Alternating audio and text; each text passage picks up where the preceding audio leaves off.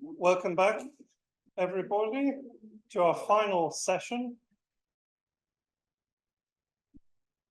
I hope you're fully caffeinated. You shall need it for my paper. And there is a handout which you have. I feel a bit of an interloper here, to be honest, being an epigrapher and not a student of athletics, either physically or academically. But I invited myself and I said yes. So here we are. I would like to present today 4 newly discovered inscriptions related to gymnasia and the alphabet from Hellenistic and Roman Athens. These are not, however, from monuments that still exist, but were found by me in the manuscripts of 2 18th century travelers. The English doctor and book collector, the man for whom the word bibliomania was coined, Dr. Surgeon Anthony Askew, you see him bizarrely in a Toby jug on the right, who traveled to Greece in the 1740s on the grand tour seeking classical manuscripts in Orthodox monasteries, a task he was unusually successful at for this period. Most monasteries, like on Mount Athos, had been pretty heavily looted by this point by the manuscript-seeking tourist of the day.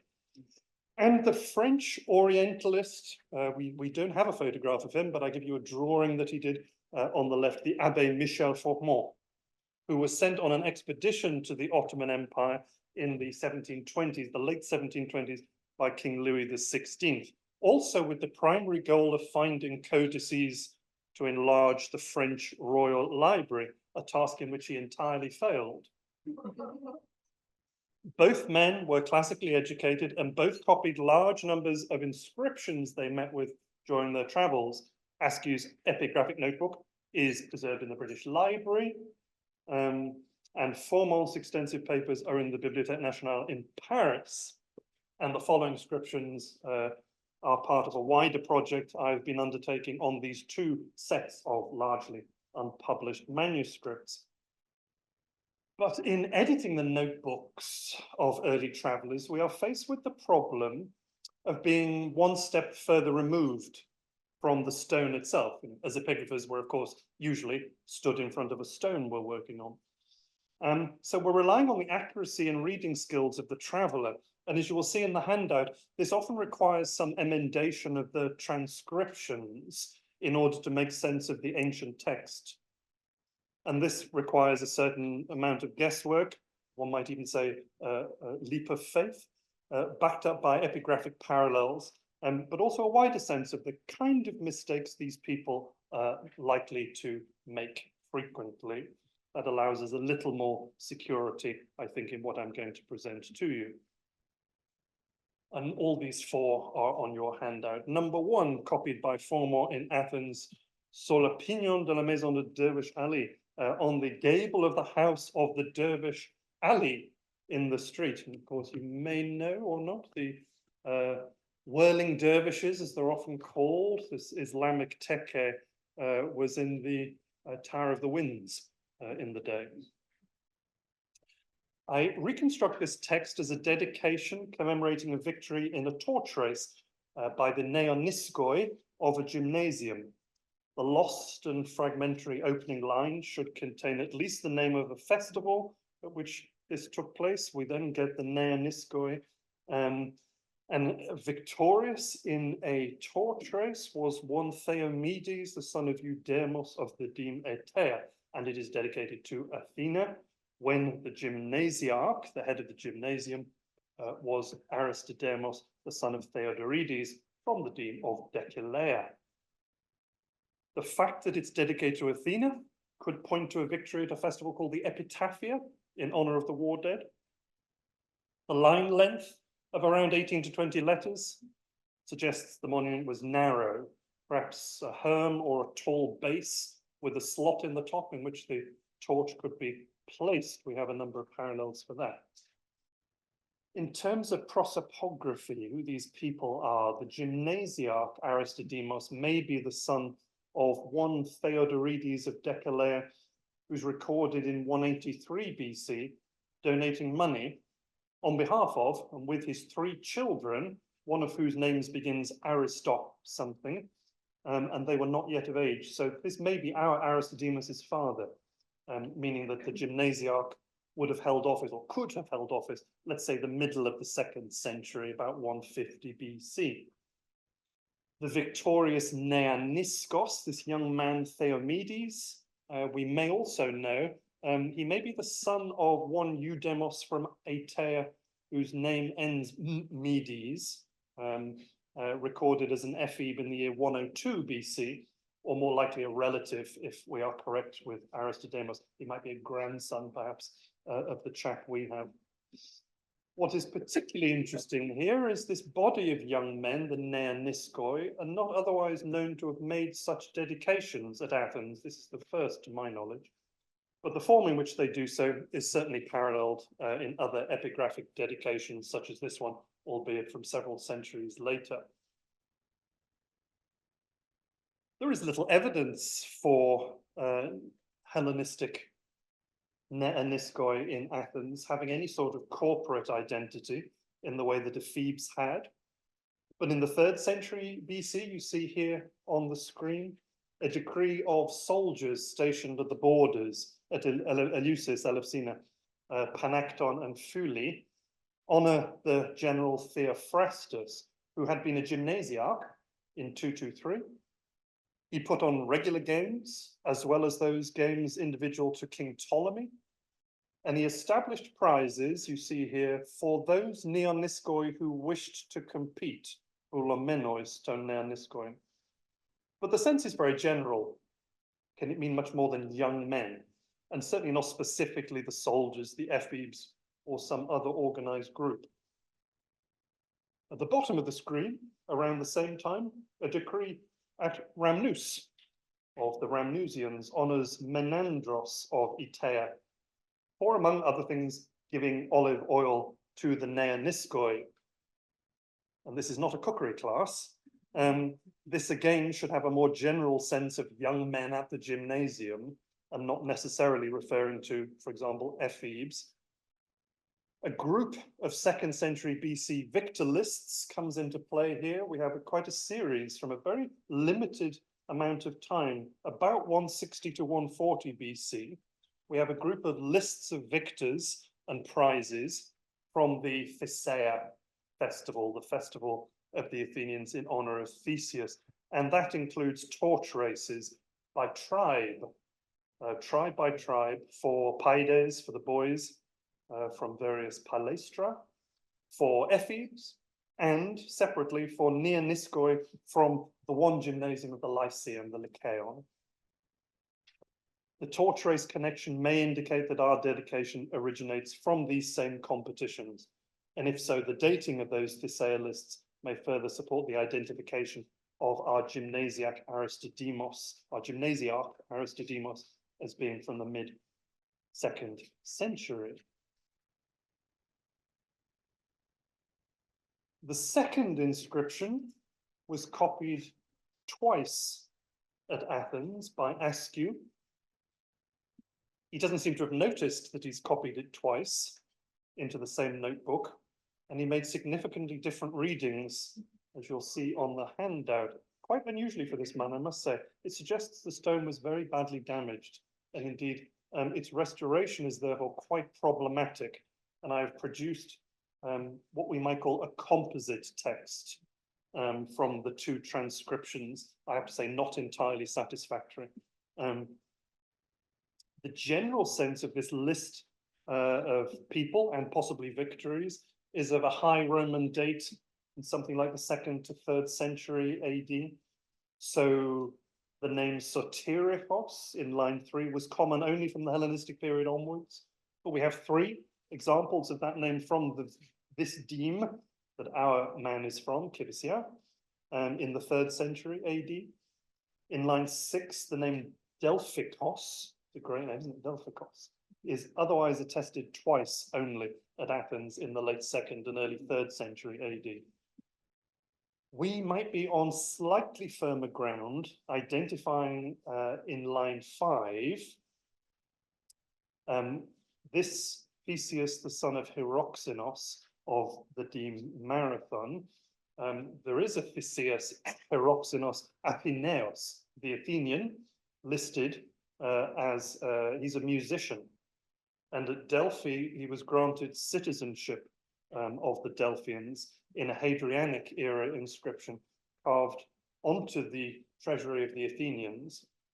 And that would further refine our dating to something like the first half of the 2nd century AD.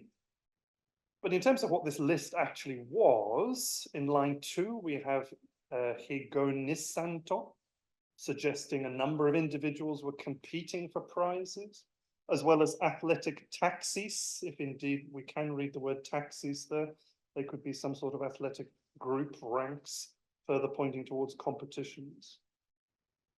In line 7, poema, again, if correct, we might restore poetry contests. We, of course, principally think of athletic contests, but many of these festivals included all sorts of other weird and wonderful things you could do with your time. And poetic contests we find in ephebic documents, part of their education in the Antinoia festival, the games in honor of Antinous, Hadrian's lover, and the Germanicaea, the festival following in honor of Germanicus. We have examples from the late 2nd century of such poetic contests. In line 8, Lampados suggests a reference to a torch race again, although the syntax is problematic. And while fragmentary and clearly difficult to read, this does seem to be a list of victors, and the closest parallels are with the ephebit, the ephebic documents from the mid to late 2nd century AD. Our third inscription is actually by neither of the two men I said I'd talk about. It was copied by one Dimitris Gaspari. He was the French consul at Athens in the middle of the 18th century. Michel Formant, when he was in Athens, lodged in his house, as you often did in the days before hotels. You would lodge with the English or the French consul or vice consul in Athens. And on return to Paris, they maintained a correspondence. Gaspari sent him a number of copies of inscriptions that he came across in the city. And this is one of them found at the house of one Andreas Xanthis. This also seems to be a fragment of a list of men with several Roman names and abbreviations, indeed, of those names. In line 4, there's a rare nomen gentilicum Sabidius, not otherwise found at all in Athens. And it may make sense to take, there is a mark before his name, and it may be an abbreviation. So perhaps Gaspari is misreading a gamma. So you might have Gaius Sabidius Trophimos as his full name. In line 5, there are only 3 other men at Athens called Amerimnos. You see some of you already think that's a bit funny. And of those 3, one's a husband of a Milesian woman, possibly a freed woman. To be from Miletus in Athens doesn't actually mean you're from Miletus, confusingly. In the later Hellenistic and Roman period, it is more likely some sort of freed status category. People have waxed lyrically about this for far too long now, and before realizing it's very odd, isn't it, that we have the largest number of Milesians anywhere, outside of Miletus. Well, we don't. The second Amerimnos was an epengraphos, an enrolled or signed up member of the ephebit, both of those mid-2nd century AD. And then we have a slave from the 3rd century in a curse tablet. And of course, as you may know, Amerimnos, if you look it up in Liddell and Scott, see what they suggest. They say carefree, unconcerned. So a name like that would support a servile or a freed status. And in the same line, there's a nomen Poplius. Difficult to restore, but we might expect something like Poplius Menius Germanos, something like that. In general, as you see from the image of the drawing, if accurate, cursive, that is rounded, forms of alpha, delta, mu, and a curved lunate sigma. seems to match the onomastic inclination towards a 2nd or 3rd century AD date. And the presence of the name Aurelius, abbreviated to Aur, means it must be a common nomen, which requires a date in at least the latter half of the 2nd century. The absence of demotics and the general sense of the rarer names indicate it was probably part of a list of epengraphoi, not Athenian citizens, but foreign residents or some other class status who had enrolled in the alphabet alongside the Athenians. And finally, number 4, copied by Askew in the house of the Daskalos, in the teacher's house. That, if you're interested, must be the first Greek school in Athens, which was set up in about 1720 by a Greek monk who went on to be an important official in Mistras, and was in the area of what is now the Library of Hadrian.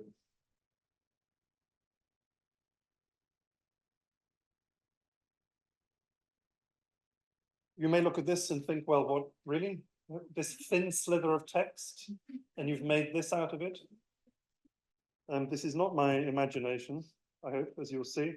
I first thought it was several small fragments, but in fact, it can be restored from close parallels as a single dedication on another tall, thin monument. And just to read through the Greek briefly, it was set up when Popilius, the son of Theotimos of the deme Sunion, was the archon, the chief magistrate. And it honors the Cosmetes of the Ephebes Tryphon, son of Diomedes of Pallene, and then some text missing. And the priest of Antinous, that is the deified lover of the Emperor Hadrian, as well as being gymnasiarch Diomedes, the son of Tryphon of Pallene. And when the Kerux, the herald, and also taking part as a gymnasiarch, was Tryphon, the son of Tryphon of Pallene. The Paidotribes for life, the trainer, manager for life, was Abascantos, the son of Eumolpus of the deme Kifisia, and he was in the 20th year of that role.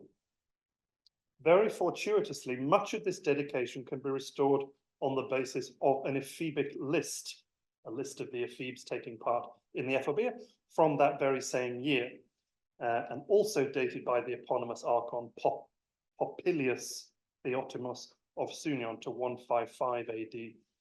And that inscription is also headed by this Cosmetes, Tryphon of Pallene, here honored by his 2 sons. Those sons, as you see, both appear together here and in the other inscription as ephebic gymnasiarchs. So they're taking it upon themselves, no doubt putting a lot of cash forward to be gymnasiarchs, although the 2 of them do it for just 1 month, Boedromion. Again, with Diomedes acting as priest of Antinous and Tryphon, if you like, Tryphon Jr. As herald. They are also probably identified about 15 years later, again together, these 2 boys, in a list of councillors serving on the Bouli. This Paidotribes for life is a fascinating character, Abascantos of Kefisia. He's known in inscriptions around 30 times, which I think must be an epigraphic record at Athens. Holding this office from 136 AD until his death in 169. We even have his gravestone, miraculously, with the same spelling of his demotic as here, Kefisius. Is anyone in Kefisia in the audience? This is how you should be spelling your demotic in the Roman period. The year that he held this office, Paidotribes for life, is used in ephebic lists and dedications, as you see here, as a sort of dating formula, itself quite remarkable. The restorations and the missing lines are problematic, but we should imagine some sort of honorific language for the 2 sons and the ephebic cohort, perhaps, for the honorand and a verb of dedication. And I think that the monument is another one of these quite thin things with only 13 to 17 letters per line. it's probably something like a herm set up, maybe with a portrait of the what's his name, Tryphon on top of it. And we have quite a number of parallels for sons honouring their fathers as cosmetes with herms.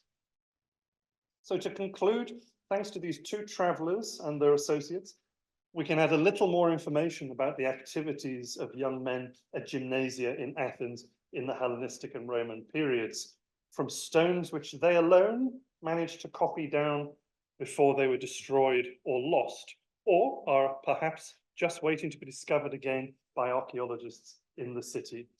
Thank you very much.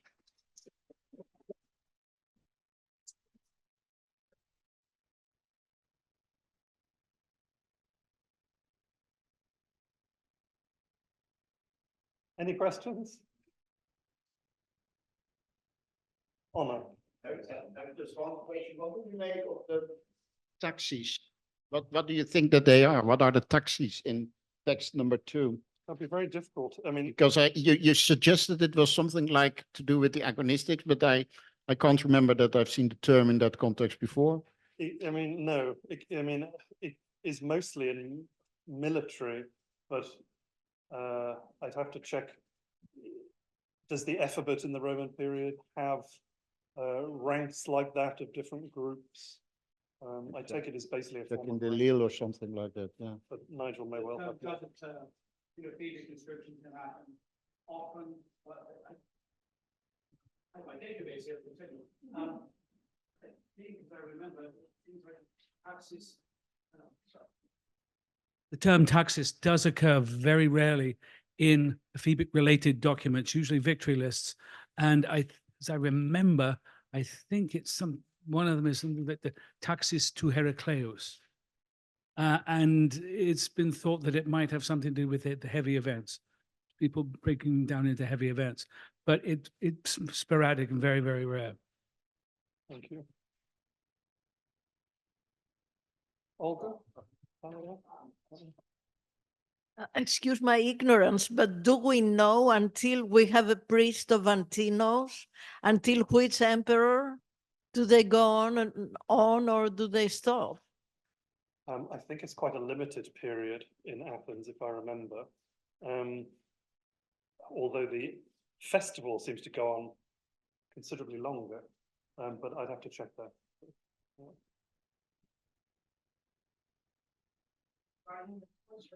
Were they part of any of the bigger festivals like the Gymnasia or the Panathenia, or was it just an event of their own? Loads of torch races in Athens, yeah.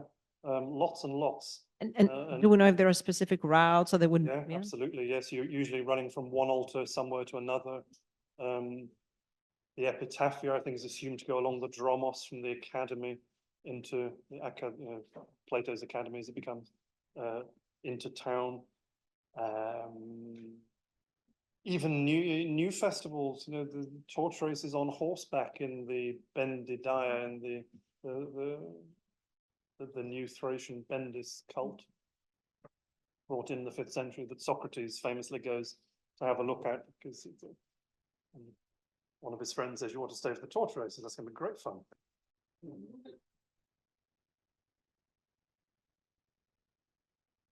Sorry about this. The torch races are not properly part of the festivals. They're somewhat separate because they take such a huge amount of organization. We have an inscription from somewhere in Asia Minor, the specific city slips my mind, which gives instructions for the recruitment of the teams, the paidonomos rather, of the cities to go around to the various palaestrae and pick the boys for the torch race. So if you read the inscriptions in the text carefully, it's actually, there's a festival and a torch race. The torch races can be and sometimes stand alone. The language of the inscriptions is always on as an individual, but that doesn't mean that the individual runs the race, that he is the lampedarch, he's the head of the team, and he would have probably in many cases paid for whatever training the ephebes would have here the Neo-Niskoi would have undergone, and it would have involved some layout of money. So by definition, whatever his name is, Theomedes is rich, or his parents are rich. Like a lampadar. The Lampedarch, yes. The Neo-Niskoi in Athens, agonistically, they occur in the Thesea inscriptions, linked to the one gymnasium, as you pointed out. Otherwise, when we hear them in a famous 4th century, no, sorry, that's Pides. But when the word occurs, in most contexts, it does in fact mean soldiers. It's the boys, our boys. So I think, frankly, I would disagree with you in the context of the inscriptions at Rhamnus. I think they probably are soldiers there, not ephebes, but soldiers. Ephebes were probably not soldiers there. They would have been training to be soldiers. In the torch race inscriptions, the Lampas inscriptions, it's very difficult to say, but they certainly don't have any, as you pointed out, anything like the corporate identity that Neo-Niskoi and Neoi have in other cities. Right. I'm going to cut myself off because we're running out of time.